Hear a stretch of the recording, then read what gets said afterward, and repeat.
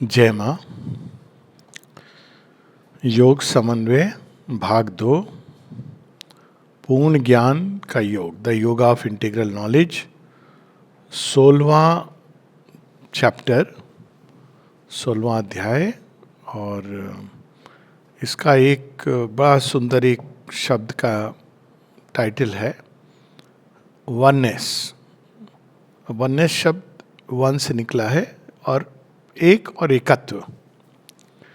तो अगर हम सीक्वेंस देखेंगे सारे ये वास्तव में रियलाइजेशंस के सीक्वेंस हैं जो श्री अरविंद ने जिस सीक्वेंस में इसमें दिया हुआ है। तो हम देखते हैं कि पहले श्री अरविंद रिलीज, अलग अलग हमारे चेतना के जो गांठें हैं उनको खोलना, बड़ा सुंदर है योगा ऑफ इंटीग्रल नॉलेज। सब जगह ये सीक्वेंस है एक। तो पहले वो हमें बता करके कि ज्ञान क्या है और अंडरस्टैंडिंग क्या है, इसके मुख्य आधार कंसंट्रेशन और रिनंसिएशन, फिर ज्ञान के जो अलग अलग ज्ञान मार्ग के अलग अलग पथ हैं उनको कैसे समन्वय हम ला सकते हैं, फिर हम जो शरीर की गांठ, हृदय की गांठ, मन की गांठ, इनके बिना ये संभव ही नहीं कि हम आगे की ओर बढ़ें। जब तक ज्ञान की गांठ अज्ञान की गांठ है तब तक भगवान और सच्चा ज्ञान वो केवल एक या तो किताबी चीज़ रहेगी या फिर वो एक कोई स्वप्न के रूप में या एक विश्वास के आधार पर रहेगा। तो ये गांठें कैसे खोलनी है, इन गांठों को का जो मूल है वो अहम भाव है। तो रिलीज फ्रॉम द ईगो, फिर जैसे ही ईगो से निकलता है व्यक्ति तो कॉस्मिक सेल्फ, तो विश्व चेतना में वो प्रवेश करता है, और विश्व चेतना में प्रवेश करता है तो वो उसकी मुक्ति है। श्री अरविंद के योग में जो मुक्ति जिसको कहा जाता है वास्तव में ईगो के भाव से मुक्ति, जिससे वो विश्व चेतना में प्रवेश करता है। इसे एक फंडामेंटल अज्ञान से मुक्ति, लेकिन विश्व चेतना में भी दो, एक है उसका कॉस्मिक इग्नोरेंस, कॉस्मिक ट्रुथ। तो कॉस्मिक ट्रुथ में जब प्रवेश करता है तो उसकी एक फंडामेंटल इग्नोरेंस जो है, अज्ञान जिसमें वो ढका हुआ है, उससे मुक्त होता है। उसके बाद मोड्स ऑफ द सेल्फ, अब आत्मज्ञान की बात होती है, लेकिन वो सेल्फ क्या है, वो सेल्फ।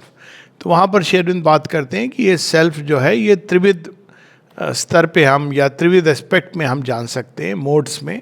या तो हम अपने अंदर भगवान को जान सकते हैं, या हम विश्व चेतना के स्तर पर जान सकते हैं, या हम उससे आगे ट्रांसेंडेंट स्तर पे जान सकते हैं, या इन सबको एक साथ। यहाँ जानने से मतलब एक किताब का पढ़ा हुआ या मेंटल नॉलेज की बात नहीं है, किंतु जानना मतलब अनुभव के साथ, तादात्म्य के साथ।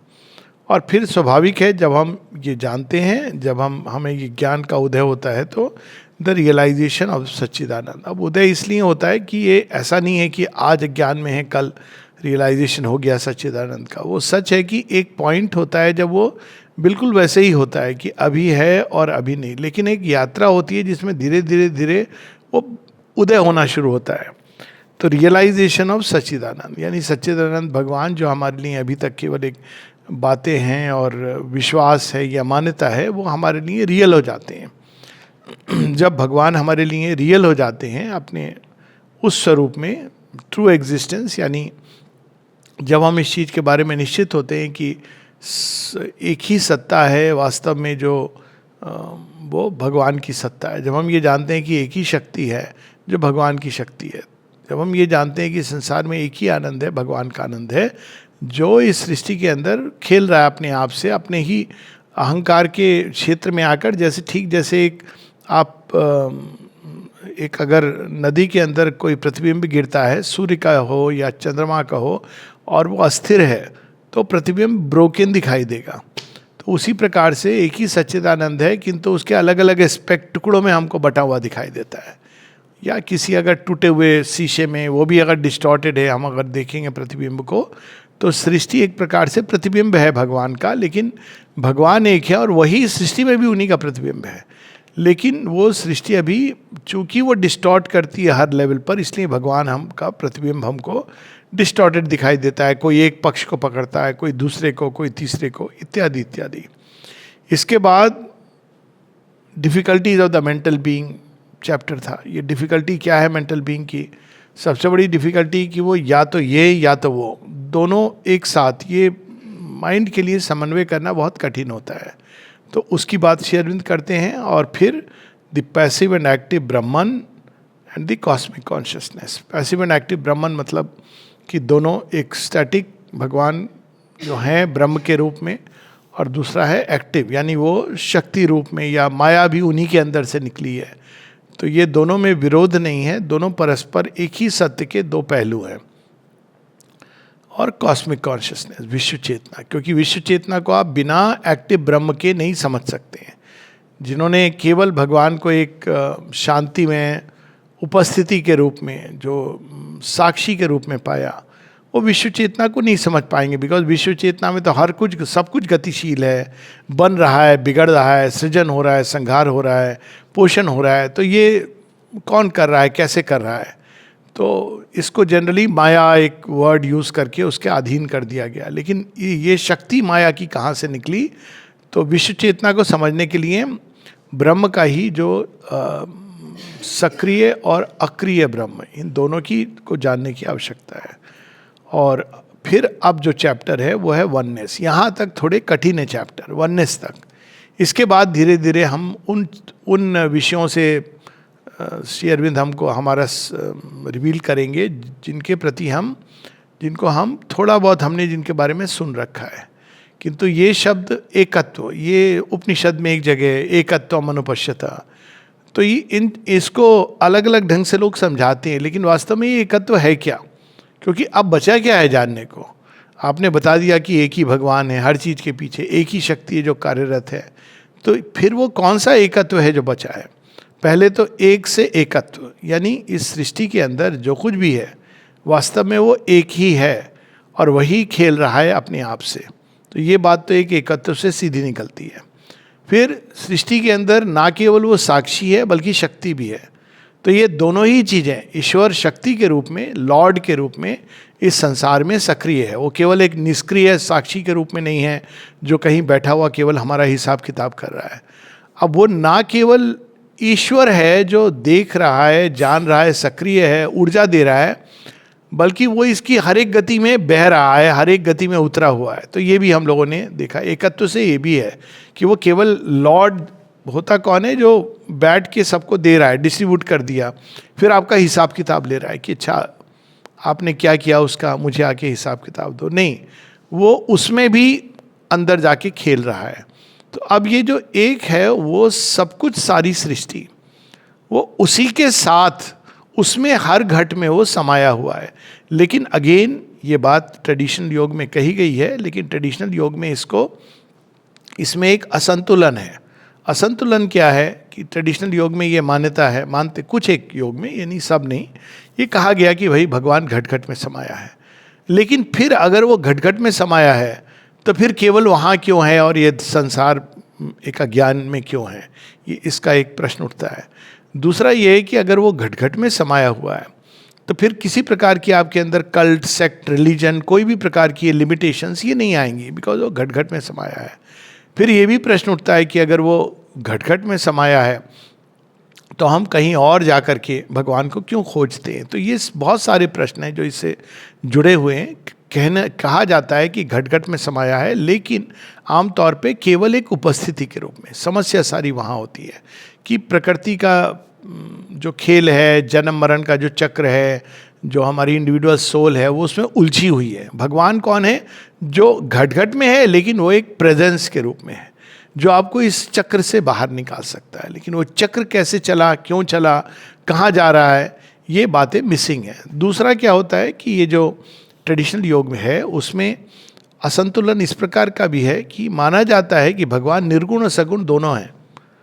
लेकिन अगर आप किसी पूछेंगे तो जनरली जो निर्गुण पंथ की ओर जिनका झुकाव है वो बोलेंगे हाँ दोनों हैं, लेकिन सच तो ये है कि निर्गुण is the final truth, formlessness final truth है। वो एक ऐसी चीज हो जाती है जहाँ पर कहीं ना कहीं पर वो रेखा खींचती है, एक ज़्यादा है एक कम है।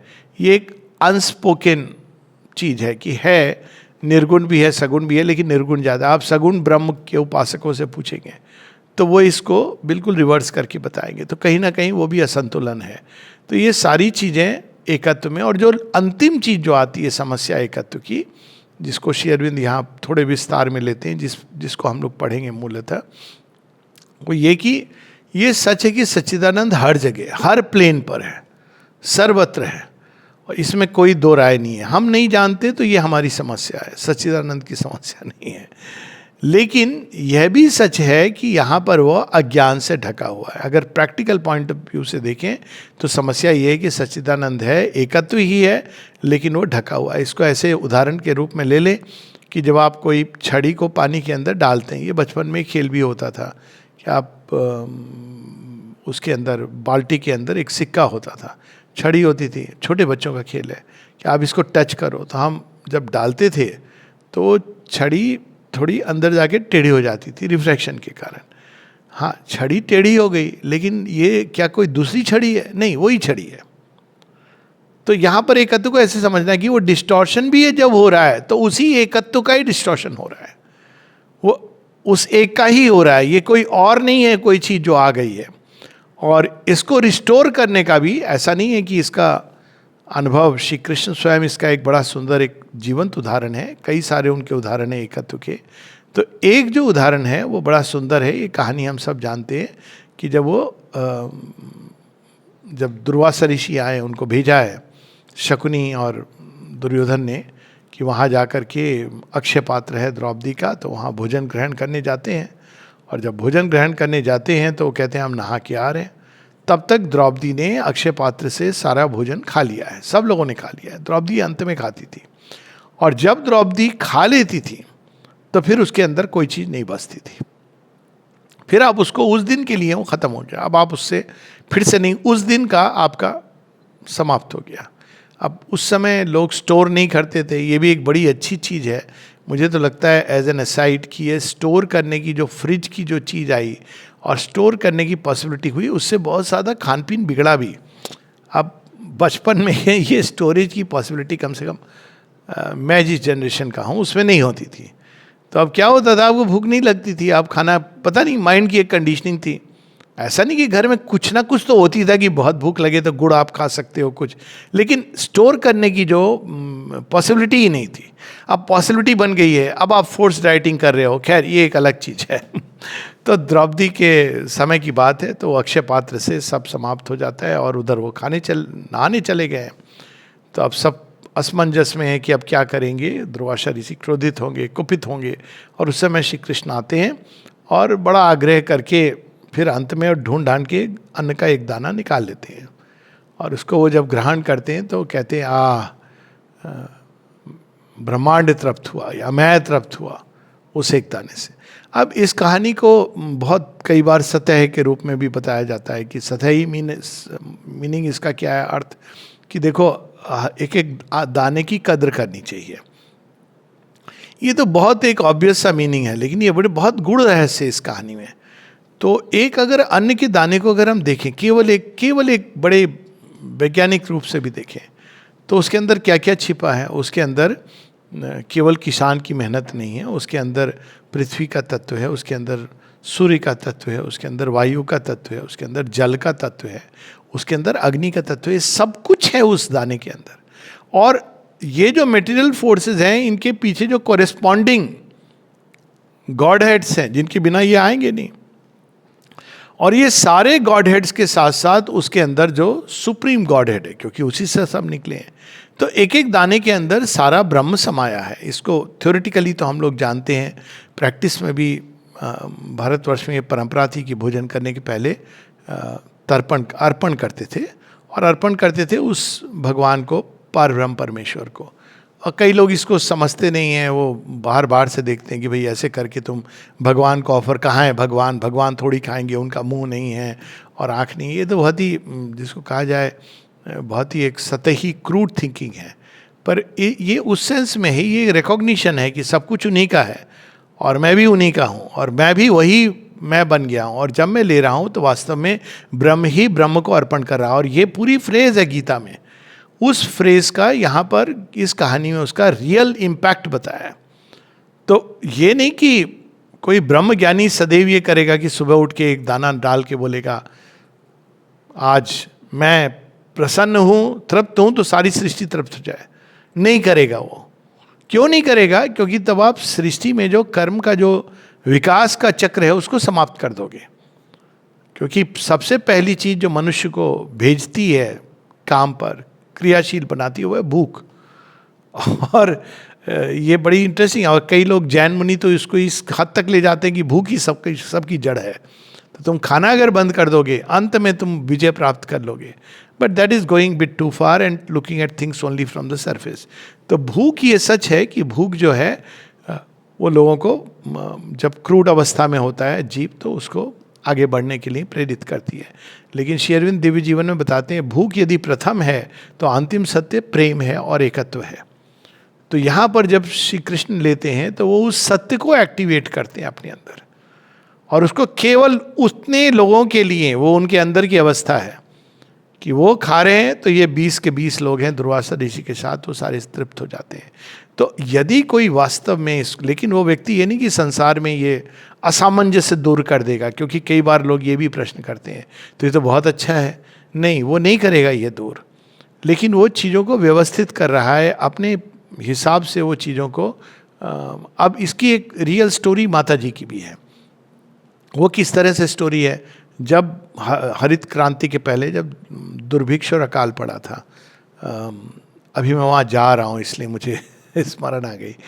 तो एक जगह है जिसका नाम है महसुआ, एमपी में है, और श्री अरविंद ग्राम के नाम से भी जानी जाती है। वो श्री अरविंद ग्राम उसका नाम इसलिए पड़ा क्योंकि जब अकाल के समय वहाँ जो मैनेज कर रहे थे वो माता जी को उन्होंने चिट्ठी लिखी, कहा यहाँ बहुत बुरी हालत है, दुर्भिक्ष हो रहा है, अकाल पड़ गया है, क्या किया जाए। सारे प्रयास कर रही थी गवर्नमेंट, सब कुछ हो रहा था। तो माता जी ने फिर बहुत ध्यान में चली गई। फिर उन्होंने एक आश्रम के गेहूं के कुछ वो दिए, बालियां दी, कुछ एक ग्रेन्स दिए। ध्यान करने के बाद कहा इसको तुम वहाँ जाके लगा देना। अब वो 3 टाइम्स बम्पर क्रॉप हुई और वहाँ से वो डिस्ट्रीब्यूट किए गए जगह जगह। और ये बात, इसकी चर्चा टेलीविजन पर हुई, उस समय डिबेट हुआ इसका कि ये कैसे संभव है, कि ये कैसे ये चीज़ हुई जो लगभग असंभव है। एक बार यहाँ की एक और बड़ी इंटरेस्टिंग कहानी है कि जब कोई व्यक्ति जा कर के माँ को अचानक आकर के उन्होंने कहा ग्रैंडरी से कि माँ, सारा आज का जितना था चावल वो तो ग्रैंडरी से सब समाप्त हो गया है, लेकिन बहुत लोग आ गए हैं, अब हम क्या करें। तो माँ कहती ठीक है, तुम ऐसा करो, तुम जाओ फिर से और उस पात्र के अंदर जहाँ पर रखते हो वहाँ से निकाल के तुम देते चले जाओ, देखना मत, देते चले जाओ। और लेकिन आगे से कभी मत करना, तुम बताना कितने लोग हैं। तो वो करता चला गया और बिल्कुल जितना चाहिए था वो निकलता चला गया। तो ये सारी संभावना है, ये केवल एक कल्पना की उड़ान भी नहीं है और केवल एक कि अच्छा ठीक है हम एकत्व में चले गए। इसके इम्पैक्ट हैं जीवन पर जिसको अभी हम नहीं जानते। ये सुपरामेंटल बीइंग उस एकत्व में जिएगा तो उसके क्या इम्पैक्ट होंगे, माँ ने इसको बताया भी है कि एक व्यक्ति के शरीर में जो हो रहा है वो दूसरे व्यक्तियों के शरीर में जहाँ वो चाहेगा वैसा हो सकता है। अपने शरीर में ही वो किसी की सर्जरी कर लेगा, ये भी माँ के अनुभव है, किसी को ट्यूमर अगर हो रहा है। लेकिन अगेन अभी वो जो प्रोसेस है इवोल्यूशन की, भगवान उसको डिस्टर्ब नहीं करते हैं क्योंकि you have to be ready. ये नहीं कि अचानक सब लोग उठे और कहा हम सुपरमेंटल हो गए। इट्स नॉट लाइक दैट, क्योंकि आपने फिर तो गीता की वो बात आती है कि बुद्धिभेद ऐसे नहीं किया जाता है, एक इवोल्यूशन की प्रोसेस है। लेकिन ये संभावना का डोर खुल जाता है उसके बाद। तो एक दाने के अंदर पूरा संसार, सृष्टि, भगवान सक्रिय अक्रिय दोनों ही रूप में विद्यमान है। लेकिन आम तौर पर ये चीज़ नहीं होती क्योंकि संसार में अज्ञान की परत है। तो यहाँ पर उस परत को कैसे हटाना है, क्योंकि जब वो परत हट जाएगी शरीर के अंदर, केवल एक फंडामेंटल लेवल पर नहीं, फंडामेंटल लेवल पर तो जरूरी है उसको हटना, तभी हम अनुभव कर पाएंगे भगवान का। लेकिन एक एक अणु के अंदर, एक एक सेल कोशिका के अंदर आप कल्पना करें कि वो जो परत है अज्ञान की चली गई तो क्या होगा। फिर वो सत्य आएगा, all mighty powers are shut in nature cells. वो कहाँ छिपी हैं? अज्ञान की परत के पीछे। तो कुछ भी असंभव नहीं रहेगा, ये सारे डॉक्टरी वॉक्टरी सब समाप्त हो जाएगी, क्योंकि वो जो नया बीइंग होगा वो तो हीलिंग ऐसे करेगा। और वो जितनी मात्रा, क्योंकि अगर शरीर उस हाई वोल्टेज को ले नहीं पाएगा तो राख हो जाएगा। इसीलिए वो धीरे धीरे रेगुलेट करके विकास उस दिशा में जाएगा। तो ये एकत्व एक बहुत बड़ी, ये केवल विश्व चेतना की बात नहीं है, ये भगवान के रियलाइजेशन की बात नहीं है, उससे आगे की चीज है। और इसीलिए कहा गया कि जो एकत्व को केवल जान भी लेता है, देख लेता है, उसको मोह या शोक नहीं होता, क्योंकि उसको कोई डिल्यूजन नहीं होता है। वो जानता है कि हर किसी के अंदर भगवान ही खेल रहे हैं अपने आप से। और यही नहीं, डिस्टॉर्शन का भी अर्थ, वो हर चीज के अंदर भगवान का क्या प्रयोजन चल रहा है और कैसे वो उसके माध्यम से ले जा रहे हैं, ये सारी चीजें उसके सामने स्पष्ट हो जाती हैं।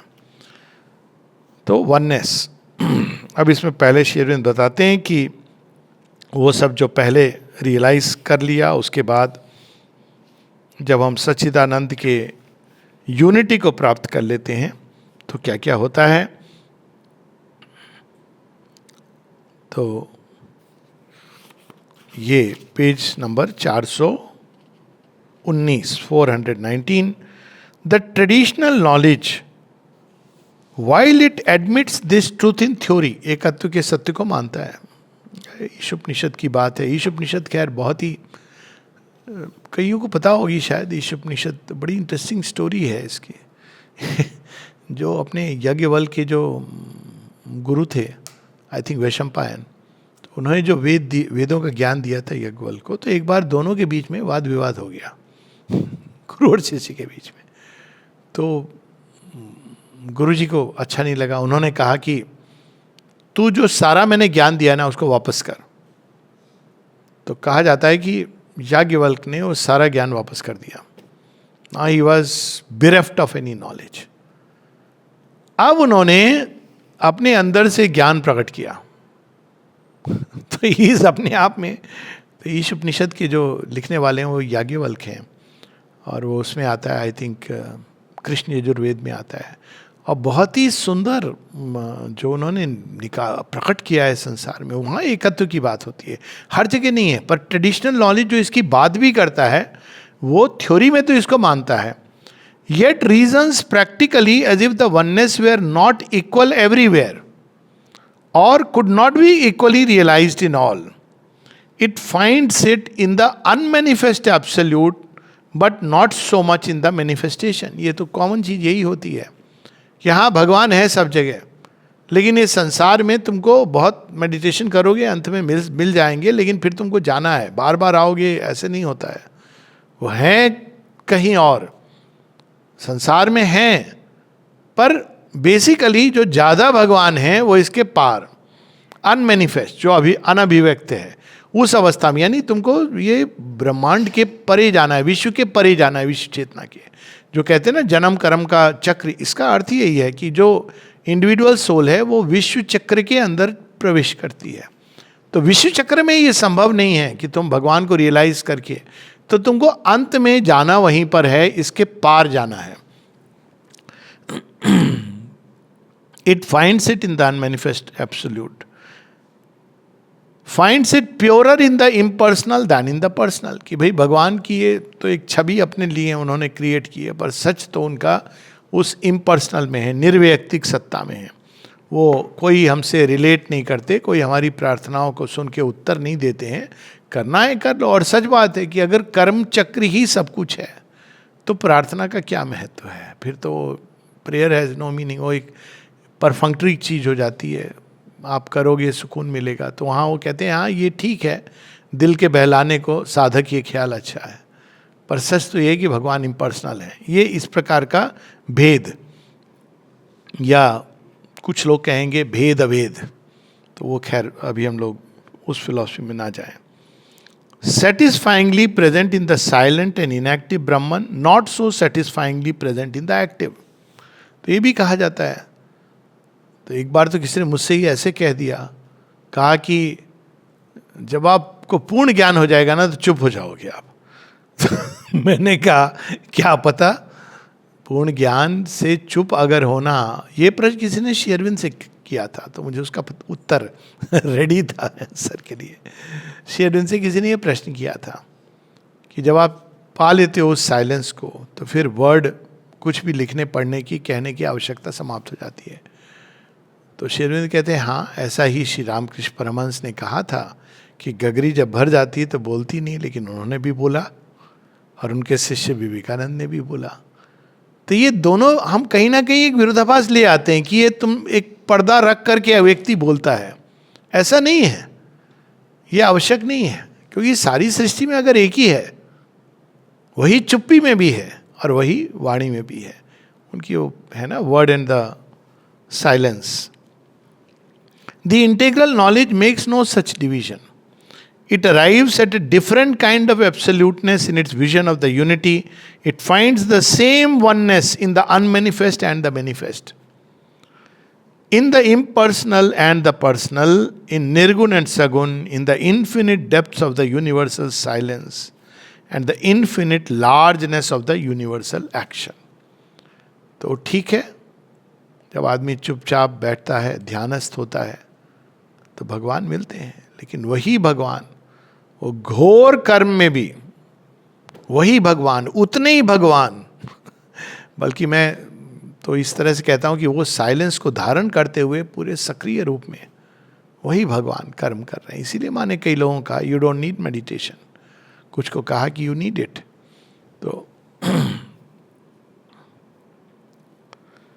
तो पहले वो इस यूनिटी की बात करते हैं। The complete realization of unity is therefore the essence of the integral knowledge and of the integral yoga.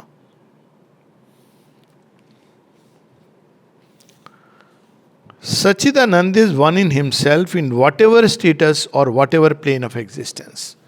तो ये नहीं कि वो चीटी के अंदर कम हो गया है भगवान, लेकिन वो कम हो गए। ये जो अधिक और कम का हमारे अंदर ये भाव रहता है, और इस जब ये जागृत हो जाता है कि हर चीज़ के अंदर, अणु के अंदर भी उतने ही भगवान है, जिसकी बात की है उपनिषदों ने कि पूर्ण से पूर्ण निकला, तो फिर हम उस पूर्ण ब्रह्म में रहने लगते हैं। क्योंकि वी नो कि ये जो समम ब्रह्म भी इसको कहा गया है लाइफ डिवाइन में, कि जो बड़ा और छोटा ये हमारे इल्यूजन्स हैं, लेकिन भगवान सब में एक ही तरह से, एक ही पूर्ण शक्ति के साथ। ये नहीं कि उन्होंने, उनकी वो शक्ति नहीं है, वो जब चाहें अपनी पूरी शक्ति को खोल सकते हैं, लेकिन उन्होंने स्वयं को सीमित किया हुआ है।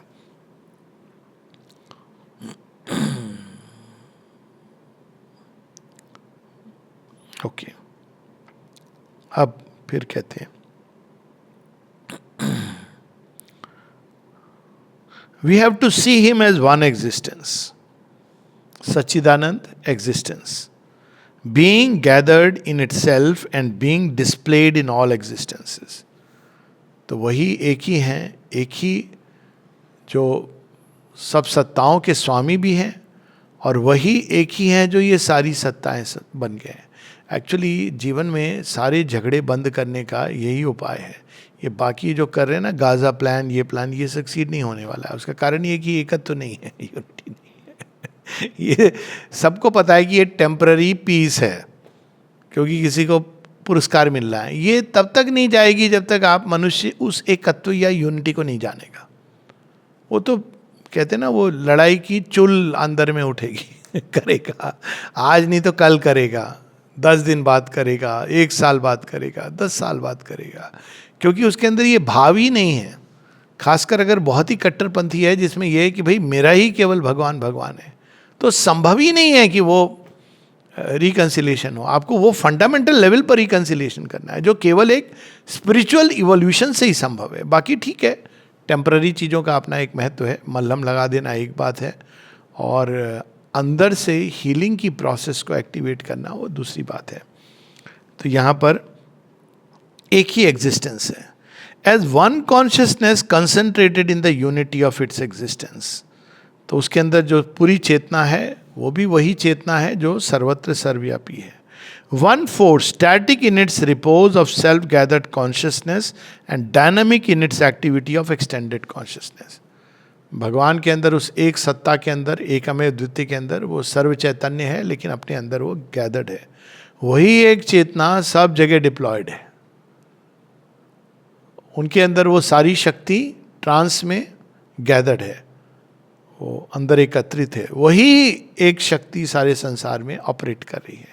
सारा आनंद उस एक के अंदर छिपा हुआ है, वही आनंद सारे संसार में व्याप्त है। तो ये यहाँ पर श्री अरविंद इसकी बात कर रहे हैं। One force, one delight, blissfully aware of its featureless infinity and blissfully aware of all feature and force and forms is itself. आनंद केवल आनंद ये नहीं कि जब मैं शांत बैठ के समाधि में हूँ, एक एक चीज में। अब देखिए कई बार लोगों को नहीं समझ आता है श्री अरविंद कैसे वो माता जी भी छोटी से छोटी चीज में, टेनिस खेलते खेलते वो लोगों को ले जा रही हैं, बच्चों से बात करते करते,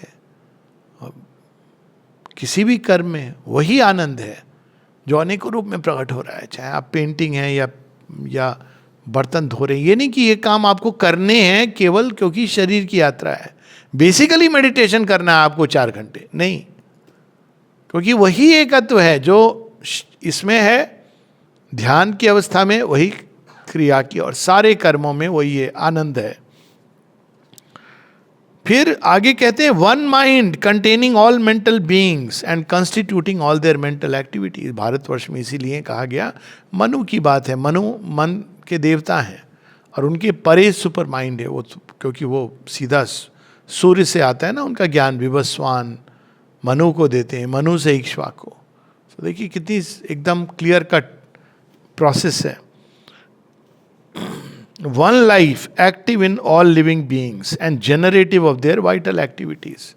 तो अगर आप इस तरह से देखें तो कोई युद्ध हुआ जिसमें, या अगर ये नेशनल ज्योग्राफी आप देखेंगे तो ये चीज़ बड़ी स्पष्ट हो जाती है कि कभी शेर जीत रहा है, कभी वो दूसरा जो भाग रहा था हिरण वो जीत गया, कभी भैंसे ने पलट, लेकिन एक ही शक्ति है जो दोनों में काम कर रही है, एक ही जीवन की शक्ति है। ये नहीं कि इसका जीवन अलग है उसका जीवन अलग है। इसीलिए प्रकृति इसमें नहीं उलझती है कि अच्छा बुरा। प्रकृति तो कहती है मेरे बनाए खिलौने मैंने तोड़ दिया। आप प्रकृति को कैसे समझाओगे? आपको समझना है कि वो प्रकृति अपनी ऊर्जा से बना रही है और वो अपना खेल खेल रही है और तोड़ रही है। हालांकि ये खेल पुराना है, बहुत लंबा चला है, अब इस खेल के नियम श्री अरविंद माता जी बदलना चाहते हैं। लेकिन वन लाइफ, लेकिन ईगो क्या कहती है? मेरा जीवन, उसका जीवन। अब वहां समस्या शुरू होती है, ड्युअलिटी की समस्या। One substance constituting all forms and objects as the visible and sensible mould. Substance भी एक ही, इसलिए श्री अरविंद एक जगह कहते हैं कि अगर मेरे शरीर में कोई चीज होगी तो इतना तो तुम मानोगे कि मेरा शरीर भी उन्हीं तत्वों से बना है जैसे तुम्हारा शरीर। तो डिसाइपल कहता है हाँ, कहते तो यही संभावना तुम्हारे अंदर भी चली जाएगी। So one substance. अब यहां पर आता है कि लेकिन समस्या जो होती है, the integral yoga of knowledge has to recognise the double nature of this manifestation. For there is the higher nature of Sachidananda in which he is found, and the lower nature of mind, life and body in which he is veiled. And to reconcile and unite the two in the oneness of the illumined realization. तो जैसी बात हुई कि वो distortion भी जो हो रहा है वो चीज वही है, पावर वही है, लेकिन वो ईगो के कारण वो डिस्टॉर्ट हो गई। व्यक्ति को लगने लगा मेरी शक्ति मुझे सेटिस्फाई करने के लिए, मुझे संतुष्ट करने के लिए, मुझे आनंद देने के लिए। अब उसका नेक्स्ट स्टेप वो लेता है, कहता है लेकिन उसके पास जो आनंद है वो भी मैं छीनूंगा, तब मेरा आनंद बढ़ेगा। तो इस तरह से वो डिस्टॉर्ट होती है। तेन त्यक्तेन भुंजिता मागृधा कस्य स्विद्धनम। इसीलिए कहा गया है कि अगर आप किसी भी चीज़ को छीनने की चेष्टा नहीं करो, जो मेरे पास है, मुझे जो मिला है उसको एक गिफ्ट के रूप में मैं स्वीकार करूँ, छीनने की चेष्टा नहीं करो। क्योंकि वननेस की यही अद्भुत बात है कि आप आनंद में रहोगे, कोई प्रॉब्लम नहीं है, आपको जो मिला है वो आपको मिला है। लेकिन जैसे ही आता है कि मेरा पेन तो मुझे बहुत अच्छा, लेकिन उसका जो पेन है वो और भी अच्छा, वो समस्या होती है। एक बार मुझे किसी ने बड़ा सुंदर एक पेन गिफ्ट दिया इटली से, वो ग्लास का पेन, जस्ट इमेजिन, और इंक में रख के डुबा के लिखते हैं। अब मैंने कहा ये तो बहुत अच्छी है, मैं माता जी को इसमें लिखूंगा, मेरे जो प्रेयर्स है ये इस पेन से लिखूंगा जिसमें ग्लास का पेन, मैंने कभी नहीं देखा उसको, ना भूत हो ना भविष्य हो, वहाँ भूत में पहले तो कभी नहीं देखा। तो वो कई बार होता है ना, आप नेचुरली आप शेयर करना चाहते हो, imperfect is the Joy not shared by all तो शेयर किया मैंने, और किसी ने वो पेन ही कहा ये तो बड़ा अच्छा है, मैं ले लूँ। तो अब मैंने कहा ये तो दूसरा प्रिंसिपल आ गया, डिटैचमेंट वाला, तेने तक तेने पूछता एक्चुअली हुआ है, भगवान की खेल है। तो मैंने कहा ले लो, अब दे तो दिया मैंने। मेरे को काटे अगले दिन, और जस्टिफिकेशन क्या आ रहा था, माँ को लिखना था, इतने दूर से आया था, ये कहीं तो मैंने डिस्टॉर्ट कर दिया, शायद किया भी कौन जाने, पर मैंने कहा अब गया तो गया, अब क्या कर सकते हो। तो ये जो प्ले है ना इसमें, लेकिन अब आपके पास मिला थोड़ी देर के लिए भी, आपने उस चीज को देखा, इतना ही था ये आप आनंद का, तो फिर then you are in delight always. पर वो जब आता है कि नहीं, एक मैं बांध दूं, जैसे धूप को आपने बांधने की चेष्टा की, पानी को बांधा, तो क्या होता है, वो गिर जाता है, सीमित हो जाता है। तो अज्ञान क्या है, वो सीमित करता है, बांधता है। वो भजन भी है ना कि धूप को किसने बांधा, आप नहीं बांध सकते हो, आप कोशिश करोगे इसको तो, खैर बांधते हैं आजकल लोग सोलर पैनल लगा करके, वास्तव में देखा जाए सनलाइट को बांधते हैं, लेकिन वो एक अलग चीज़ है, वो वास्तव में इसका सिंबल है कि आप कैसे अविद्या और विद्या को मिला सकते हो। तो आप जब ईगो बांधने की चेष्टा करती है, यहाँ तो आप कोई ईगो उसके लिए नहीं, पर ईगो जब बांधने की चेष्टा करती है तो खो देती है। तो ज्ञान और अज्ञान की समस्या यही है, वही शक्ति है, लेकिन वो चीज हमें अज्ञान की ओर ले जाती है। We have similarly to change. अब क्या है ना कि ये आपको गांठ खोलनी है, लेकिन ये गांठ खोल के केवल उस एक में चले जाना ये नहीं, उस एक के आधार पर अनेक। तो अब देखा जाए तो इसमें डिवाइन सोशलिज्म का, डिवाइन कम्युनिज्म का सत्य छिपा हुआ है। कैसे सत्य छिपा है, कोई भी चीज आपकी एक्सक्लूसिव है ये नहीं है। कम्यून, आश्रम क्यों इस तरह से बना है, आश्रम में कोई चीज हम बोल सकते हैं मेरी है, नहीं कह सकते। आपको घर मिला है कभी कभी तो बहुत ही अच्छा आपका, लेकिन जैसे मेरे किसी मित्र ने बड़े सुंदर ढंग से कहा, किसी ने पूछा तो वहाँ तुम कैसे रहते हो, कहते हैं बहुत बड़ा घर है मेरा, मेरे घर में 2000 लोग रहते हैं, बहुत बड़ा स्विमिंग पूल है ओलंपिक साइज का, और टेनिस ग्राउंड। कहते हैं ये कैसा घर मिला है, कहते हैं हाँ मेरे रसोई घर में तो रोज 2000 लोग सुबह नाश्ता करते हैं। अब ये सोच है ना कि सी कम्यून का मतलब यही होता है, ये ट्रेनिंग है, एकत्व की एक प्रकार की बेसिक ट्रेनिंग है। तो यहाँ पर वही चीज, अब यहाँ ये कम्युनिज्म नहीं है कि सबको एक जैसा स्टैंडर्ड फ्लैट मिल जाएंगे, नहीं, वो एक अलग ऑपरेशन करने वाली लॉ है कि जैसी जैसी जैसी आपकी इनर इवोल्यूशन है उसके अनुसार। एक तो कभी भी आपकी इवोल्यूशनरी प्रोसेस को डिस्टर्ब नहीं करता है, लेकिन फिर भी वो प्रेजेंट है। We have similarly to change our sensational and emotional mentality into a play of the divine love and universal delight. अच्छा, matter as a, we have to realise matter as a sense created mould of spirit, a vehicle for all manifestation of the light force and joy of सच्चिदानंद।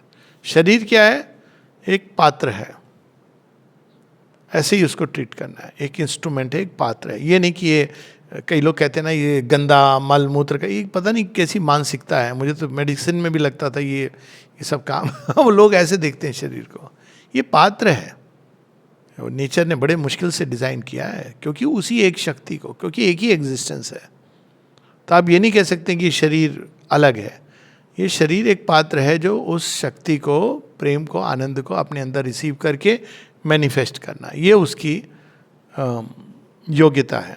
उसी प्रकार से we have to see life as a channel for the infinite force divine and break the barrier of a sense created and mind created farness and division from it, so that divine power may take possession of and direct and change all our life activities. तो जीवन की सभी गतियों में आप वही एक शक्ति कॉन्स्टेंटली आपके अंदर कार्य कर रही है, आपके थ्रू कार्य कर रही है। पहले शरीर के अंदर वही प्रकाश, सौंदर्य, भगवान की उपस्थिति, धारण, और उसके बाद जीवन की सभी एक्टिविटीज में वही शक्ति, वही चेतना सब जगह जा रही है। ऐसे हमको जीवन को देखना है, पहले देखना, चेंज करना है। We have similarly to change our sensational and emotional mentality into a play of the divine love and universal delight.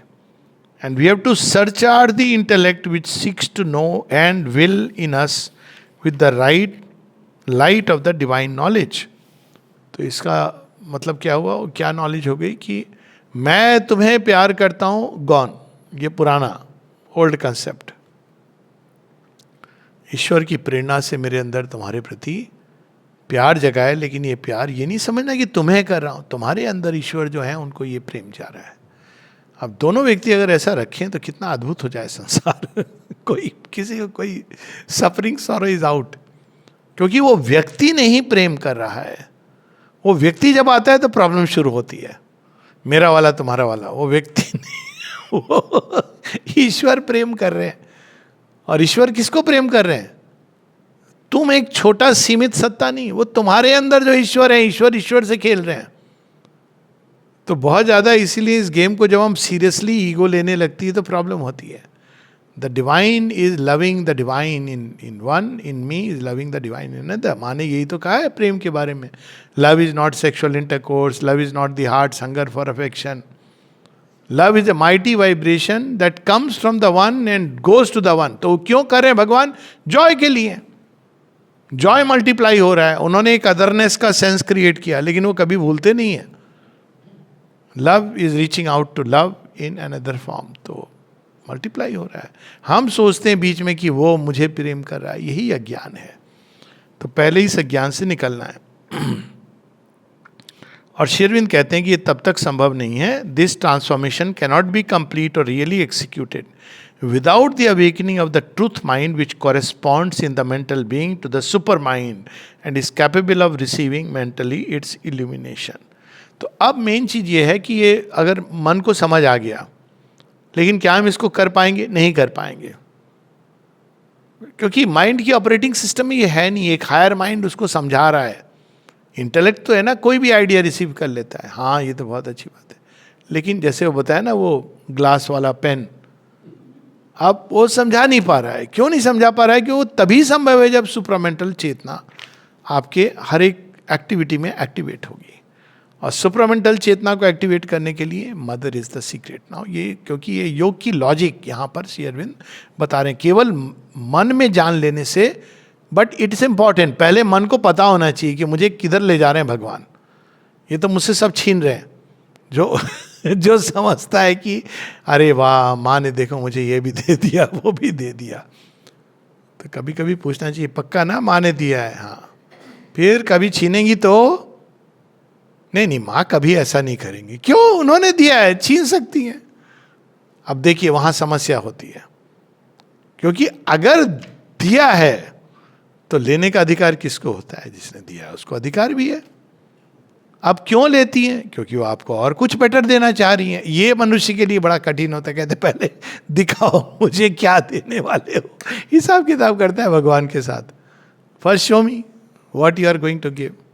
उसी में वो उलझा रहता है। और चूंकि वो इसको छोड़ नहीं पाता है, इसलिए उसको वो मिल नहीं पाता है जो भगवान देना चाह रहे हैं।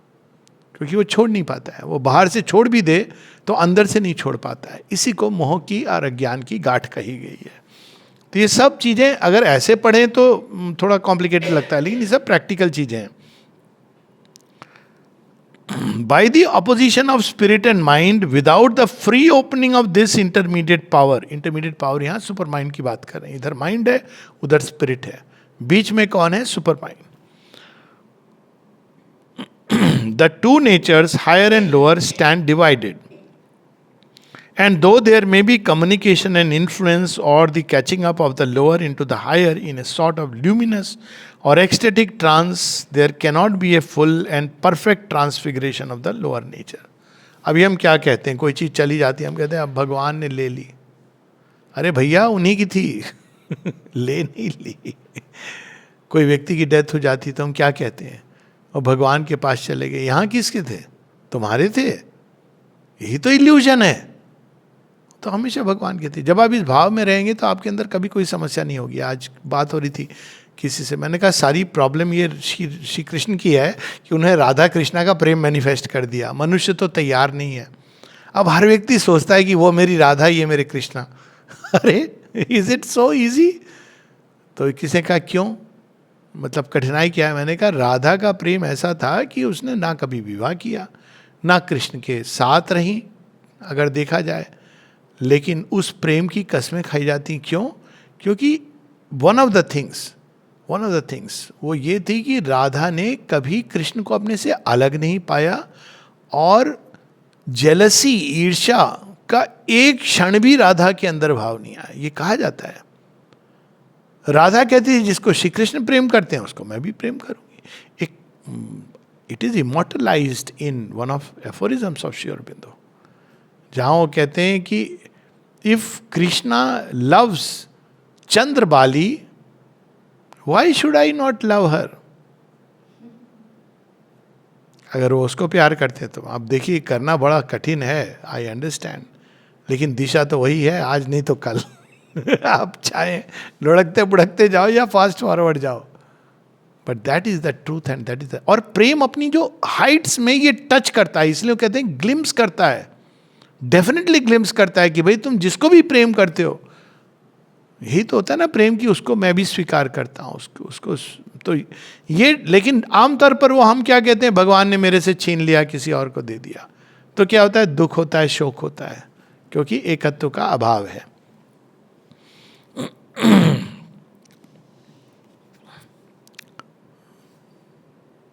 फिर और इस प्रकार से करते करते इट रिवील्स द ट्रूथ. अब ये जो सुपरमेंटल है, our direct truth perceptions on the other hand come from that super mind. Mind के अंदर ये डिवीजन होता है, सुपर माइंड में नहीं होता है. अब नहीं डिवीजन होता है मतलब कि वो सारे लेयर्स को एक साथ जानता है. A will that knows and a knowledge that affects, which creates universal order out of infinity. Its awakening into action brings down, says the Veda, the unrestricted downpour of the rain of heaven. जैसे ही आप चाहोगे कि मैं बस इस चीज को अपना मेरे पकड़ के रखूं, आपके अंदर आना भी बंद हो जाता है. और जैसे ही आपने आपको वाइड ओपन कर देते हो तो चैनल भी आपका विशाल हो जाता है. डाउनपोर जो आएगी कोई लिमिट नहीं रहेगी. इसीलिए hoarding is never a good thing.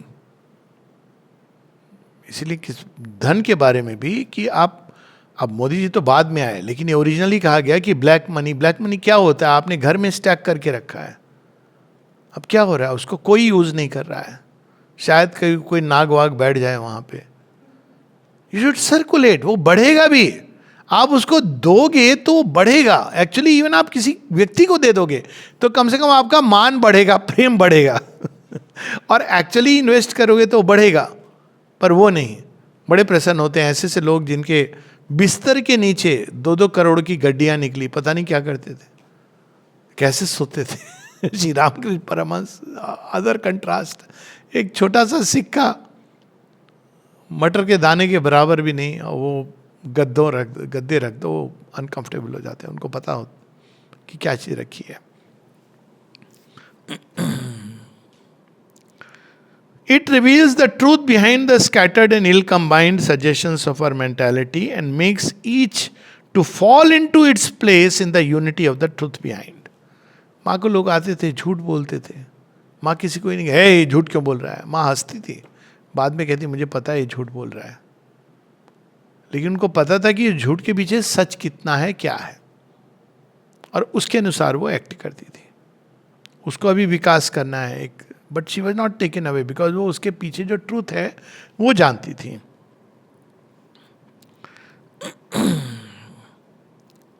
It reveals the will behind all the devious and imperfectly regulated strivings of our mental will and emotional wishes. तो सुपर माइंड बता देता है कि भैया देखो, प्यार तो तुम भगवान को ही कर रहे हो, खोज तो उस एक बिलवेड को रहे हो, लेकिन तुमको ये समझ नहीं आ रहा है, इसलिए तुम एक रूप दूसरे रूप नाना रूपों से गुजर रहे हो, लेकिन at the end you are in love with the divine. तो वो जाने देगा आपको, ये नहीं कि वो रोक करके अचानक आप, क्योंकि you have to go through that evolutionary process till you realise, and तब आपको पता चलता है कि सबके अंदर तो वही है. तो ये प्रोसेस है. It reveals the delight for which each of our sensations and emotions is groping, and from which they fall back in movements of partially grasped satisfaction or of dissatisfaction, pain, grief or indifference.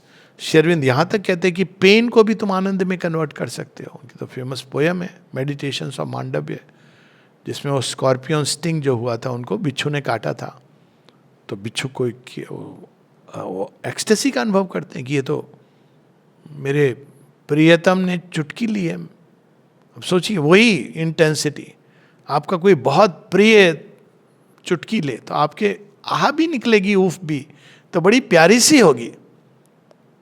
और अगर बिच्छू है, जैसी देखें बिच्छू है, तो यही तो डिफरेंस है उस एकत्व में और इस अज्ञान की अवस्था में. उसमें सब कुछ आनंद होता है.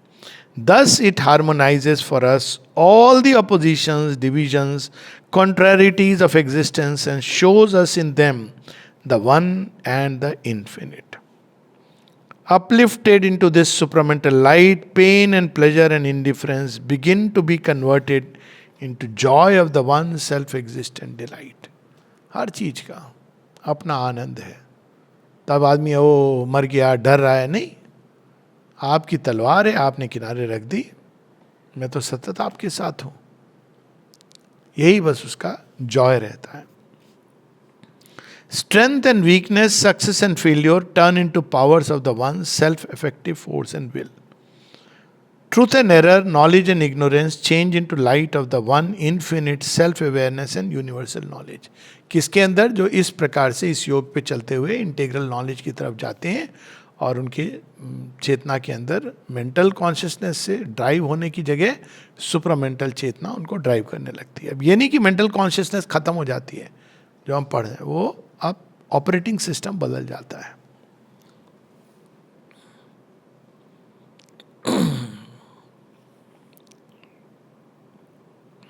अंत में it enables us to unite our will with His, to realize His will in the energies of all existences, and to perceive the fulfillment of these energies of others as part of our own universal self-fulfillment. Thus it removes the reality of strife and division and opposition and leaves only their appearances. Appearance means कभी कभी युद्ध की आवश्यकता पड़ती है ना, लेकिन उसमें घृणा नहीं है, द्वेष नहीं है, जुगुप्सा नहीं है, श्रिंकिंग नहीं है. यदि कोई चीज युद्ध के मार्ग से जाएगी तो जाएगी, लेकिन वो बाहर में अपीयरेंस में स्ट्राइफ है, अंदर में वो एकत्व है. और सबसे अच्छी चीज जो इसके साथ होती है वो अंत में बताते हैं. We proceed in our works with equality, without bondage to works and their results, in unison with the highest, in unison with the universal, free from separate responsibility for our acts and therefore unaffected by the reactions. हो गई karmic law खत्म. Karmic law तभी तक operate करती है जब तक ego होती है. डूअर का सेंस है तो कार्मिक लॉ, डूअर का सेंस चला गया तो no karmic law. That's as simple as that. तो डूअर का सेंस जाने का सबसे उत्तम तरीका तो जो गीता में है कि अहम तो सर्वधर्मान परित्यज्य मामेकं शरणं व्रज. सरेंडर से क्या, जैसे जैसे ईगो जिस भी तरह से, इवन अगर ज्ञान के माध्यम से होनी हो, कर्म के माध्यम से, भक्ति के माध्यम से, जैसे ही डूअर सेंस चली गई, ईगो चली गई, तो कार्मिक लॉ आप बंधन. It's not magic, it is simple, it's logical. Thus, by the integral knowledge, we unify all things in the one. अब केवल सेंटेंस कितना अद्भुत. We take up all the chords of the universal music, strains sweet or discordant, luminous in their suggestion or obscure, powerful or faint, heard or suppressed, and find them all changed and reconciled in the indivisible harmony of Satchidananda.